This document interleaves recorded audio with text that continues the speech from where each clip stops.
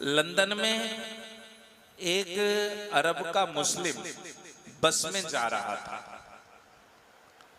तो जो बस चालक थे उन्होंने उसमें वेस्टर्न म्यूजिक लगा दिया। मुस्लिम कहने लगे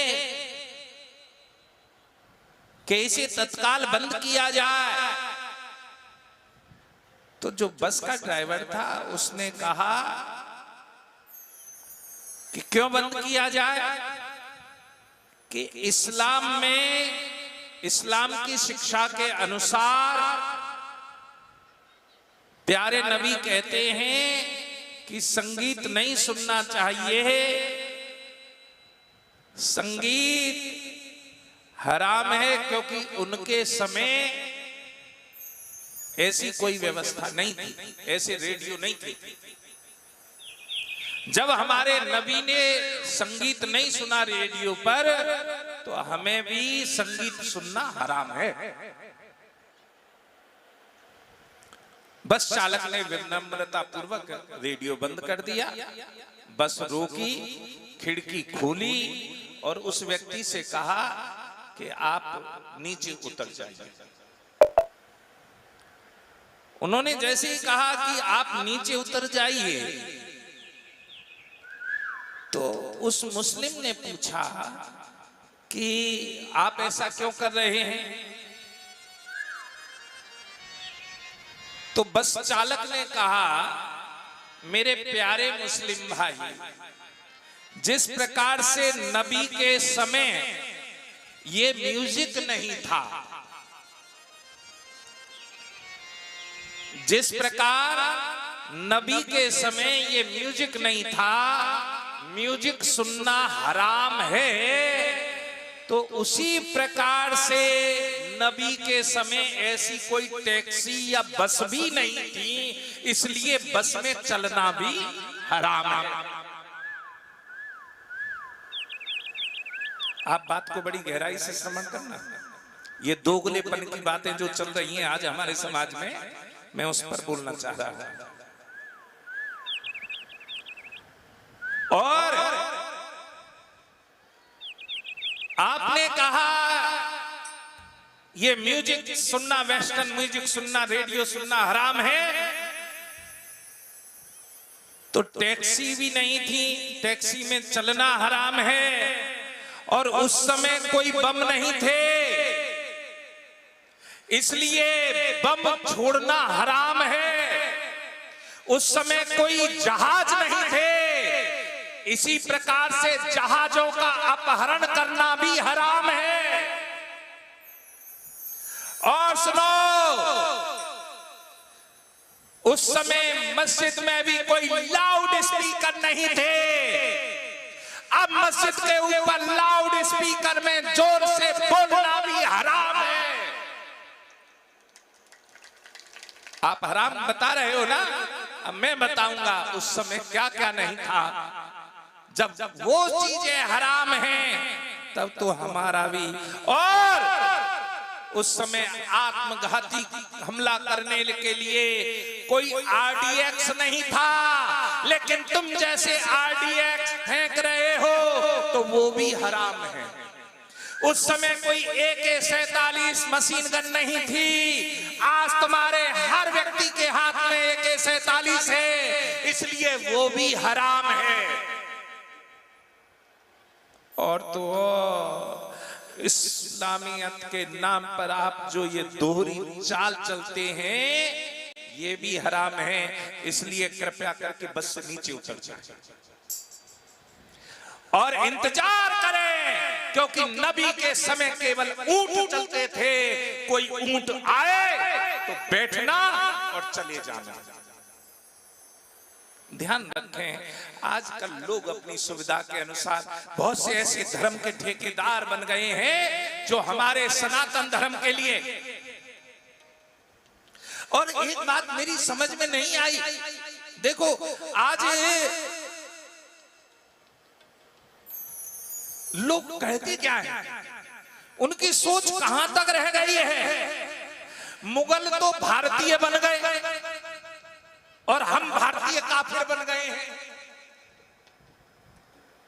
जो मुगल विदेश से आए भारत में, वो कहते हैं हम भारतीय हैं, ये हमारी भूमि है, और हमारे दादा परदादा, हमारी पूरी सनातन पद्धति यहाँ भारतवर्ष में है, हम काफिर हैं उनकी नजर में। ये दोगलापन नहीं तो और क्या है। और सुनिए, मोमिन जितने भी हुए वो तो कश्मीरी बन गए, और कश्मीरी पंडित शरणार्थी बन गए।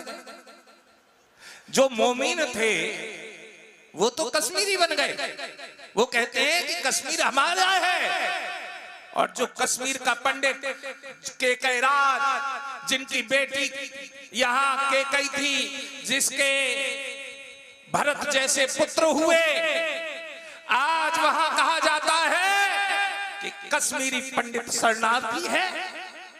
और तो और बांग्लादेशी बंगाली बन गए, और बंगाली बाहरी हिंदू बन गए। अब देखो, सैनिकों के हत्यारे और पत्थर बरसाने वाले हमारे देश में आंदोलनकारी बन गए, और सेना यदि उन पर गोली चलाए, जो दफनाने में जमीन बर्बाद होती है, जो दफनाने में जमीन बर्बाद होती है, वो उनका जन्मसिद्ध अधिकार बन गया है।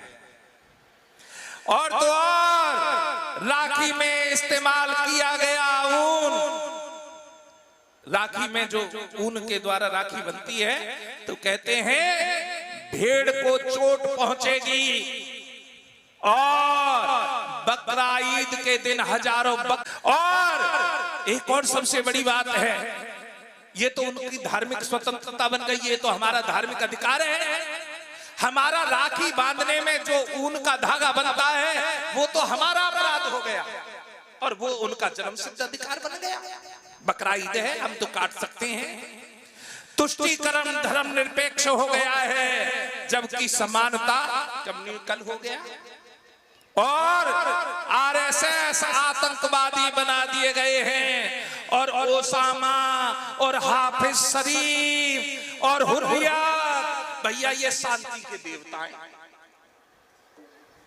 आरएसएस जो देश के लिए, राष्ट्र के लिए लड़ता है, उसके लिए यहां आतंकवादी तो शांति के देवता बन गए भैया। और सोच देखो, भारत माता की जय तो सांप्रदायिक हो गई है, और भारत तेरे टुकड़े होंगे ये फ्रीडम और फाइट बन गया है। कैसी सोच हो गई है। और तो और सबका साथ, सबका विकास, इसे लोग जुमला कह देते हैं, और सोचो कि एक दिन सबका साथ सबका विकास तो जुमला बन गया, और क्या भारत तेरे टुकड़े होंगे ये फ्रीडम फाइट।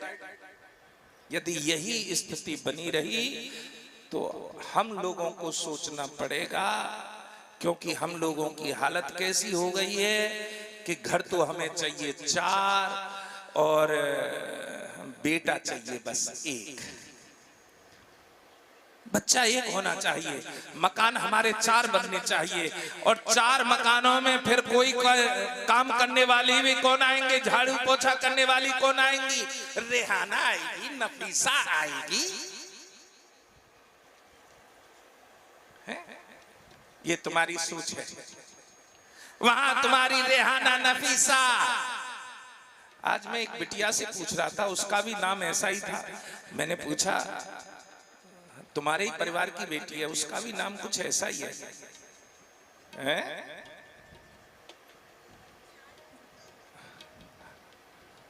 शानवी, ये कुछ ऐसा ही नाम था। और तो और स्कूटर और साइकिल की मरम्मत करने वाले तुम्हारे कल्लन और मुस्तफा हो जाएंगे।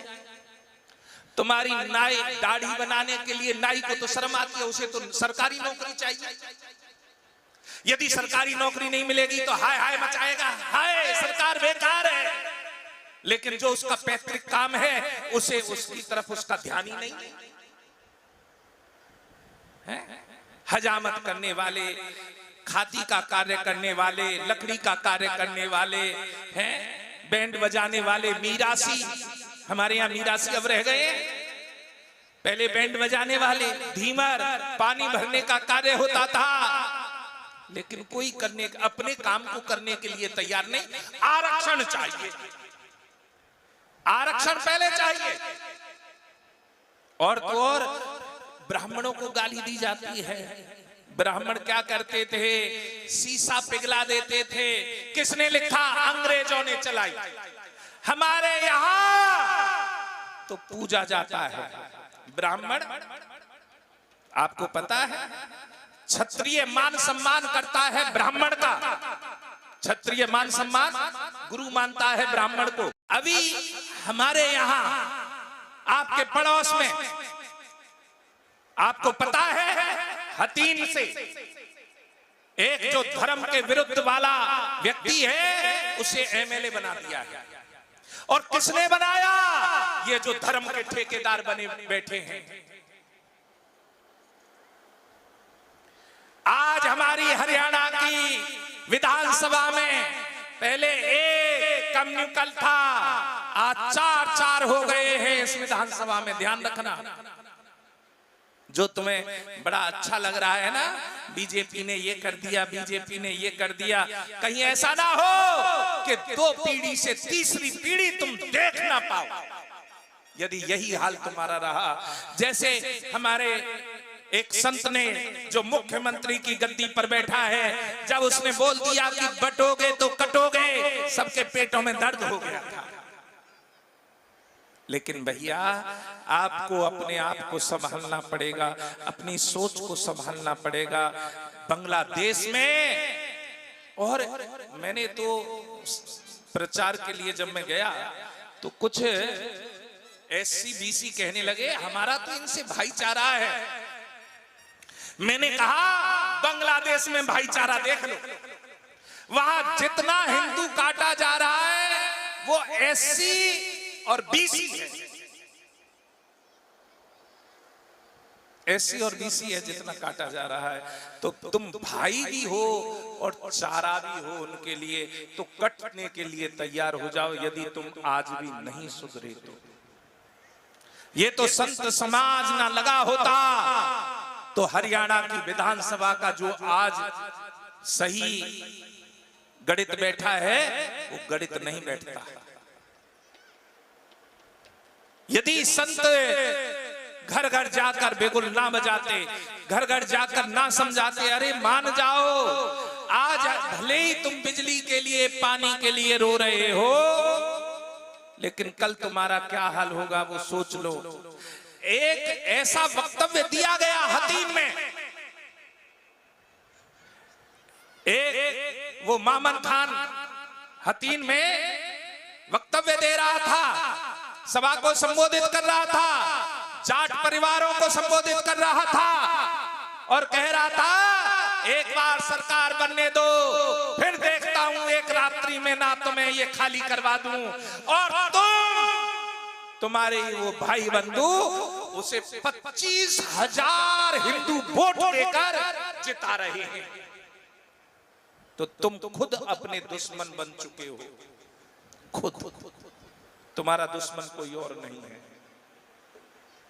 आप लोग यदि अभी नहीं समझे तो कुछ नहीं हो सकता।